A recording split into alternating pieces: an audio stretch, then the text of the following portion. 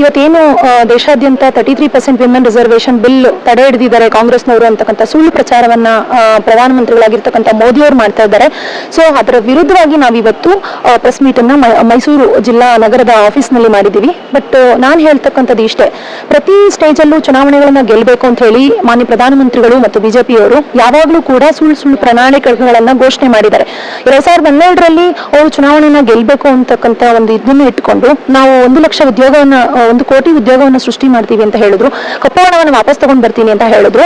ತದನಂತರದಲ್ಲಿ ಏನೋ ಸ್ಮಾರ್ಟ್ ಸಿಟಿಗಳನ್ನ ಮಾಡ್ತೀವಿ ಅಂತ ಹೇಳಿದ್ರು. ಬಟ್ ಆಮೇಲೆ ಏನೂ ಮಾಡ್ಲಿಲ್ಲ. ಬಟ್ ಅಧಿಕಾರದಲ್ಲಿ ಸತತವಾಗಿ 10 ವರ್ಷದಿಂದ ಅಧಿಕಾರದಲ್ಲಿದ್ದಾರೆ. ಆದ್ರೆ ಎಲ್ಲೂ ಕೂಡ ಅವರು ಏನು 2010ರಲ್ಲಿ ಮಹಿಳಾ ಮೀಸಲಾತಿ ಜಾರಿ ಆಗಿತ್ತಲ್ಲ, ಏನ್ ರಾಜ್ಯಸಭೆಯಲ್ಲೂ ಆಗಿತ್ತು ಮತ್ತು ಲೋಕಸಭೆ ಎರಡಲ್ಲೂ ಆಗಿತ್ತು. ಬಟ್ 10 ವರ್ಷ ಪ್ರಧಾನಮಂತ್ರಿಗಳಾಗಿದ್ದರು.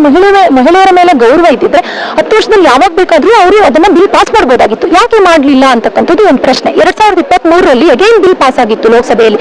ಅವತ್ತು ಕೂಡ ಅವರು ಪ್ರಣಾಳಿಕೆಯಲ್ಲಿ ಘೋಷಣೆ ಮಾಡಿರ್ತಕ್ಕಂಥದ್ದು ನಾವು 33% ವಿಮೆನ್ ರಿಸರ್ವೇಷನ್ ಬಿಲ್ ಪಾಸ್ ಮಾಡ್ತೀವಿ ಅಂತಕ್ಕಂಥದ್ದನ್ನ ಹೇಳಿನೂ ಚುನಾವಣೆಯನ್ನ ಗೆದ್ದಿರ್ತಕ್ಕಂಥದ್ದು.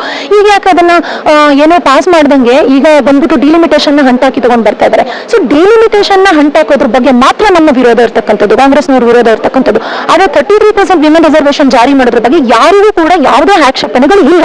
ಇವತ್ತು ಬಂದ್ಬಿಟ್ಟು ದೇಶದ ಜನರ ಮುಂದೆ ತಗೊಂಡ್ ಬಂದ್ಬಿಟ್ಟು ಪ್ರತಿ ಸಲ ಸುಳ್ಳನ್ನ ಹೇಳ್ಕೊಂಡು ಸುಳ್ಳನ್ನೇ ಮನೆ ದೇವರಾಗಿಸ್ಕೊಂಡಿರ್ತಕ್ಕಂಥ ಮೋದಿಯವರು ಮತ್ತೆ ಮನೆ ಬಂದ್ಬಿಟ್ಟು ಇವರೆಲ್ಲ ಮಹಿಳಾ ಮೀಸಲಾತಿಯನ್ನ ವಿರೋಧಿಸ್ತಾ ಇದ್ದಾರೆ ಕಾಂಗ್ರೆಸ್ನವರು, ಇದೊಂದು ರೀತಿ ಭ್ರೂಣ ಹತ್ಯೆ ಅಂತೆಲ್ಲ ಹೇಳ್ತಾರೆ. ಈ ದೇಶದ ಹೆಣ್ಣು ಮಕ್ಕಳಿಗೆ ಪ್ರಧಾನಮಂತ್ರಿಗಳು ಯಾವ ಸಂದೇಶವನ್ನ ಕೊಡ್ಲಿಕ್ಕೆ ಹೊರಟಿದ್ದಾರೆ ಅಂತಕ್ಕಂಥದ್ದು ನನ್ನ ಒಂದು ಪ್ರಶ್ನೆ. ಇವರು ನಿರಂತರವಾಗಿ ಸುಳ್ಳನ್ನ ಹೇಳ್ಕೊಂಡು ಬಂದವರು ಈಗ ಡಿಲಿಮಿಟೇಷನ್ ಯಾಕೆ ಅಂಟಾಕಿ ತಗೊಂಡ್ ಬರಬೇಕು? ಡಿಲಿಮಿಟೇಷನ್ ಯಾವ ಬೇಸ್ ಮೇಲೆ ಆಗ್ತದೆ? ಜನಸಂಖ್ಯೆ ಬೇಸ್ ಮೇಲೆ ಆಗ್ತದೆ. ಈಗ ಸೆನ್ಸಸ್ ಶುರುವಾಗಿದೆ ಅಂದ ಮೇಲೆ ಅದು ಬರಬೇಕು. ಅಪೂರ್ಣ ಕಾಯ್ದೆಯನ್ನ ಯಾಕೆ ಮಂಡಿಸ್ತಾ ಇದ್ದಾರೆ? ಈ ರೀತಿ ತರಾತರಿಯಲ್ಲಿ ಏನಾದ್ರೂ ಇವರು ಕಾಯ್ದೆನ ಮಾಡ್ಲಿಕ್ಕೆ ಹೋದ್ರೆ ಇದು ಒಂದು ರೀತಿ ಅಪೂರ್ಣ ಕಾಯ್ದೆ, ಇದು ಪರಿಪೂರ್ಣವಾದ ಕಾಯ್ದೆ ಅಲ್ಲ. ನಾನು ಹೇಳ್ತಕ್ಕಂಥದ್ದು, ನಿಮಗೆ ಮಹಿಳೆಯರ ಮೇಲೆ ಕಾಳಜಿ ಇದ್ದಿದ್ದಾದ್ರೆ, ಮಹಿಳೆಯರ ಮೇಲೆ ಗೌರವ ಇದ್ದಿದ್ದಾದ್ರೆ 543 ಸೀಟ್ಸ್ ಏನ್ ಲೋಕಸಭೆಯಲ್ಲಿದೆ ಇವತ್ತು ಭಾರತದಲ್ಲಿ, ಆ ಸೀಟ್ಸ್ಗೆ ಮಹಿಳಾ ರಿಸರ್ವೇಷನ್ 33% ಮೀಸಲು ಮಾಡಿ. ತದನಂತರದಲ್ಲಿ ಏನ್ ಸೆನ್ಸಸ್ ಆಗಬೇಕು ಇದೆಲ್ಲ ಪರಿಪೂರ್ಣವಾಗಿ ಸಾಂವಿಧಾನಿಕವಾಗಿ ಹಾಗೆ ಬರಲಿ. ನಂತರ ನೀವು ಡಿಲಿಮಿಟೇಷನ್ ಸಪರೇಟ್ ಆಗಿ ಮಾಡಿ.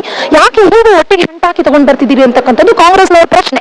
ನಿಮಗೆ ಮಹಿಳೆಯರ ಮೇಲೆ ಗೌರವ ಇದ್ರೆ ದಯವಿಟ್ಟು ಈ ಕೂಡಲೇ 33% ವಿಮೆನ್ ರಿಸರ್ವೇಷನ್ ಅನ್ನ 543 ಸೀಟ್ಸ್ಗೆ ಜಾರಿ ಮಾಡಿ ಅಂತಕ್ಕಂಥದ್ದನ್ನ ನಾವೆಲ್ಲರೂ ಒತ್ತಾಯಿಸ್ತೇವೆ.